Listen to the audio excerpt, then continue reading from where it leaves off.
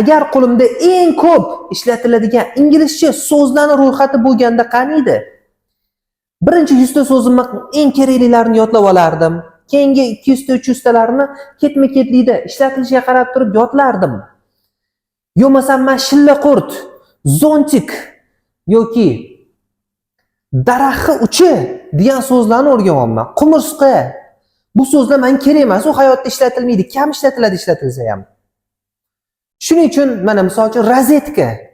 Rozetkani ham uncha ishlatmaymiz o'zbek tilida ham, to'g'rimi?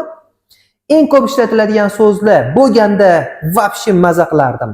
Siz uchun biza ingliz tilida eng ko'p ishlatiladigan 1000 ta so'zni yig'ib turib, ishlatiladimi yo'qmi? Hammasiga qarab turib bitta kitob qildi, lug'at qildi. Saytimga kirib bemalol olsangiz bo'ladi bugundan. Bugungina saytga qo'ydik.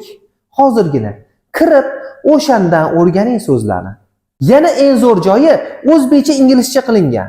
So'zni o'zbekcha inglizcha qilib turib yodlaysiz, lug'atdan qidirib o'tirmaysiz, bu qaysi so'z ekan deb turib. Tushundingizmi?